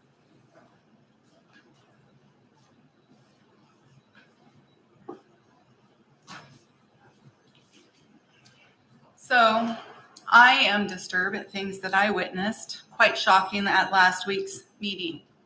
Commissioner Peck claimed he had the floor when he didn't, something I see him do regularly. He also started filming those of us in the audience that came to be heard by our commissioners. Very Orwellian. Probably in an attempt to intimidate us, something that he and his friends are constantly attempting on me. It's not working. And the people weren't dissuaded either. Commissioner Peck and PA Sant are constantly calling these governor mandates law. They are not. Even in a state of emergency, the people's constitutional rights are never suspended. The governor has no authority, as the judge stated in our case, to write law. Therefore, we couldn't sue him because he had no authority to write law. And because of that, there was nothing to sue. Emergency powers are limited to government bureaucracies. The governor's mandates are limited to the state employees, not other duly elected politicians, and not the people whose authority, not the people that all the powers afforded to under both our state and national constitution. The governor, the legislature, and the Supreme Court all derive their power from we the people, period. And elections are not the only way the people are heard. They are heard by protest, even sit-in protests. And the legislature cannot vote away our representation because it's written in the Constitution what their authority is and what the governor's is and what the courts are. It's settled law. You don't need more government to tell us what is or isn't when it's settled law. You cannot shift that authority around. by a vote of the legislature, and not even a vote by the people, because it is written in the Constitution. The only people giving the governor power, his power is a mirage and masked-faced monkeys in political office. He can't even legally take away the funding because the power resides in the legislature, not in the governor, even with his superior mandate power. Which leads to my next point. Our PA, who has always claimed to be a Republican, stated that we, the people, were committing tyranny because we were coming to be heard, because we were demanding our commissioners defend our constitutional rights that were written by the people and for the people, not for the government. Then we witnessed him stating that if Commissioner Didier suspended the meeting, then the video had to be turned off. The people couldn't be heard. I witnessed not one of our commissioners not ask him. None of you asked him, please show us that law. What is he talking about? If that isn't tyranny from our government, then what is? Now, for the populace that has been made to fear this virus to the point that you're willing to give away my constitutional rights and believe a power-hungry, tyrannical government, let me educate you.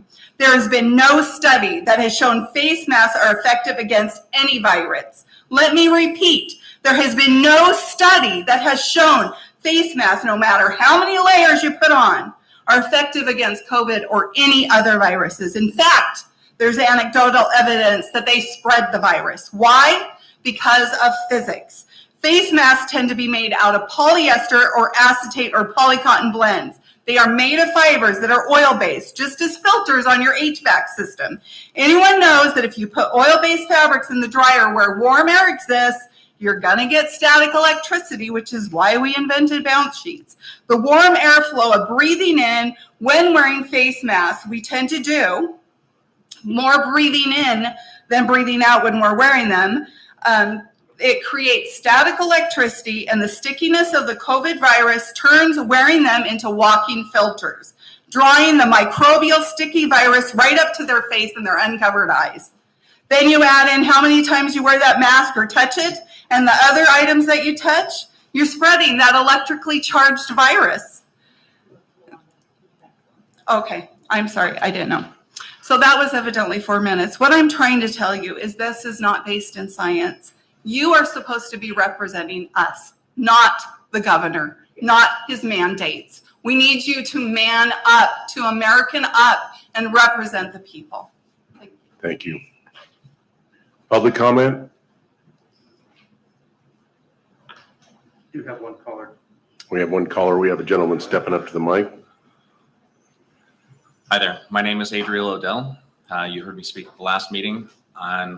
Just like last time, Mr. Peck decided not to be in the chair, show his cowardice. I'm here again because at this point, things have got to end. We got to have people stand up. We got to have people get enough guts. And we keep capitulating to a man over on the west side of the state that thinks he has more power than God. He doesn't have those powers. We have those powers. We tell him what he can and cannot do. We tell you what you cannot do as well. The ballot box, we know, is absolutely not working right now, which is why we're showing up to these meetings and making a stink. Okay? They started all these things saying that they had a right to do it because they had the science on their side. When have we asked them, show us the science? It's time for us to say, show us this science that you keep talking about. We don't want the word thrown in our face. We don't want the cult of science telling us what we're going to do and what we're not going to do. We're smart enough as rational human beings that we can look at it ourselves. Show us the science. Show us that isolated virus. Show us it. We want to see it. Show us these studies that say that these masks, these face diapers actually do anything. They don't. I've taken hazmat courses for Hanford. They don't do anything. They even said that what you're wearing on your face right now, Rocky, they've said that that right there is not even fit to clean your garage with. It's meant to keep the boogers in your mask and the saliva in your mask so it doesn't fall into somebody while they're working on them in a hospital. That's it. That's all it's meant to do. The aerosol BS, it's all a lie. There's no studies to back it up, just like the last person had told you. If we keep going along with this, there will be no freedoms left. There will be none. It is time to stop It is time to push back and say, prove it. That's where we're at. It's time to prove it. If they can't prove it, it's over. It's done. That's that. Thank you. Thank you. Keith, these people have been waiting here in the courthouse for 2 hours. And I think we have one more, and then we'll take the caller. That's fine.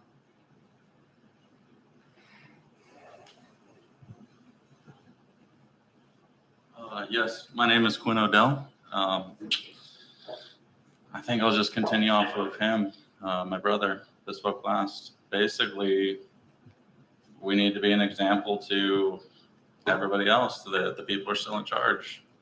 And we're not being shown that. It's been 18 months that we've been in, lockdowns on and off. Wear your mask, don't wear your mask, 2 masks, wear 2 masks. It's like, why not just duct tape our mouths and nose shut? Then we won't get the virus at all. It's anybody with common sense can see at this point that it's just a ridiculous charade. And we need to be over with it. We need to be done with it. We need to open back up. We need to get the economy going. We need to get people back to work and healthy again. And wearing masks that you're rebreathing, whether you think so or not, you're rebreathing some of your own CO2 every time, and it's just building up. I feel lightheaded the more I wear a mask. After about 3 to 5 minutes, I start feeling more and more lightheaded the longer I wear it. And it doesn't take a scientist to realize that it's an issue. If you're feeling the effects of it, it's happening. So at this point, Inslee has shown that he doesn't care about the people. He's fighting religious exemptions to try to force people to take the shot. He's basically said at this point that if you've taken medications as an adult, then you no longer qualify for religious exemptions. And that's insane. It's like, are you kidding me? That's ridiculous. So he's proving to us that he doesn't have our best interests in mind and that he doesn't care about the Constitution, because that's the First Amendment, religious. So if he doesn't care about the Constitution, we shouldn't have any confidence in him. So it's time that we open up. We just get everything back to normal, say we're not going to go along with this anymore. And if Franklin County does it first, Benton County, there are 2 peas in a pod, they'll follow along and it'll keep going until we've got the state open back up. We've got Idaho right next door that's open, no mask mandate. People aren't dying. They're not dropping like flies. If they were, they would just shut it right back down, but they're not. I've been to a concert since this. I've been to the fair and rodeo. People aren't wearing their masks there and they're not dropping like flies. If they were, people would see it happening and they'd say, oh, okay, I'm going to wear my mask again.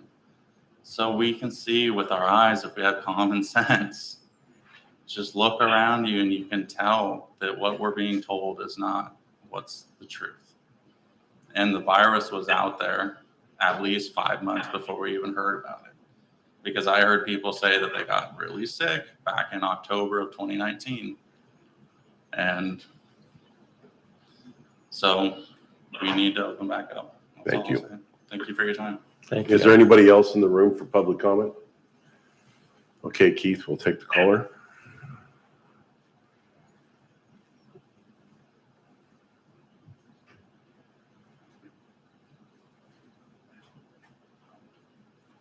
Good morning, Ms. Dorsey. Yes. You have the floor for 3 minutes, please. Thank you. I don't think I need the floor for 3 minutes. I'm not interested in talking about the Constitution or God-given freedom. I'd just like my son to be able to go to school safely and without, being afraid of a virus that could affect him. Don't know how, but it could affect him. It has affected others in our community. Some have died as a result of COVID. And I would just like to say that there are 6-year-olds in this county that have been more mature attending virtual school than some of the behavior I've seen in this meeting the last few weeks. And I would like to thank Commissioner Peck for doing the right thing for our community. Thank you very much. That it, Keith? Okay, and if there's no more public comment in the room, we're going to go.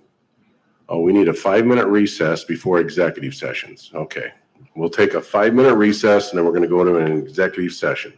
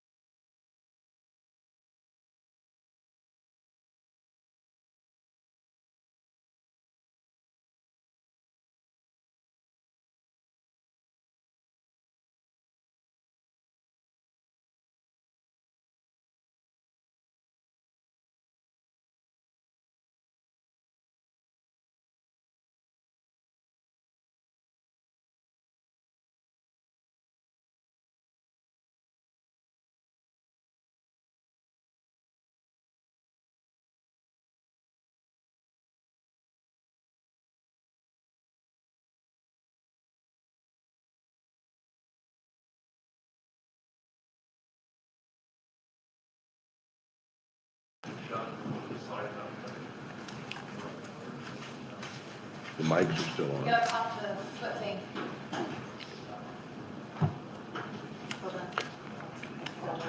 Yeah. I'm waiting for you to give me the signal.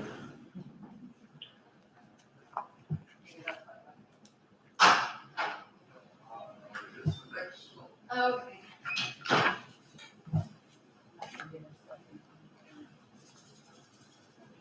Okay, you're right.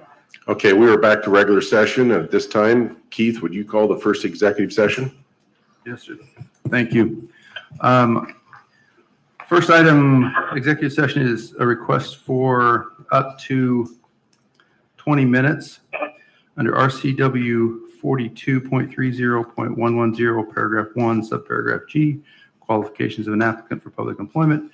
Request the members of the board, myself, the assessor, and thank you from the assessor's office be allowed to participate. And Mr. Bratton, could I have you disconnect from the WebEx?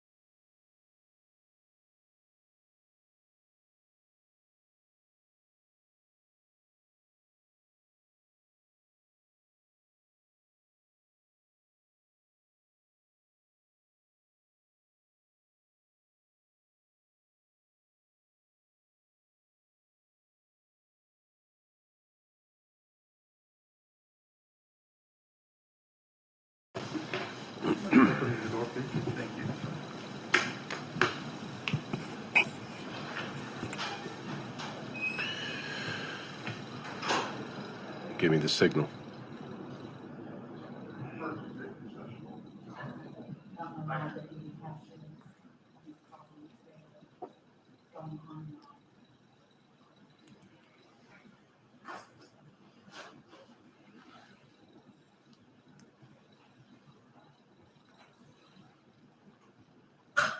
Okay, we have come out of executive session. We're back to regular session. And I believe that there is a action to be taken on this executive session. I move to authorize the assessor to make a job offer to appraiser Shannon Taylor at its step 6 on the salary schedule and leave accruals beginning at the 13-year accrual rate in recognition of her experience in senior appraisal for another Washington County. There's been a motion. Is there a second? There's been a motion and a second. Discussion. All in favor, say aye. Aye. Aye. It was unanimous. So Keith, that'll take us into our second executive session. Would you please announce? Yes, thank you, Mr. Chairman. Our next executive session is being requested under RCW 42.30.110, paragraph 1, subparagraph I, to discuss with legal counsel litigation or potential litigation. Would ask that myself, the board, the clerk, and the prosecuting attorney's office and outside legal counsel be allowed to participate. And I was going to reach out. I don't know if you've seen if Jen was able to join as well. Okay, Jen, are you on the phone? I just tried to. She says okay, so. Do you I'm want gonna to give her a call? I'm gonna Yeah, reach- I'll shut the door and then we can initiate the call.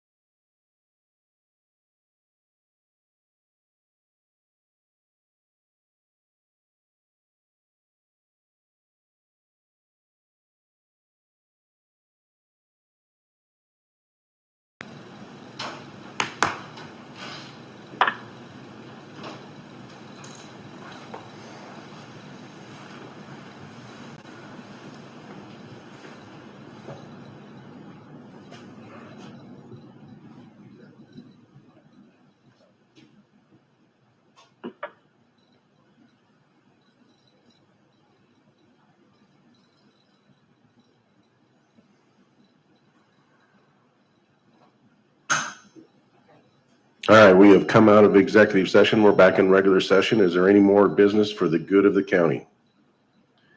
Hearing none, this meeting is adjourned.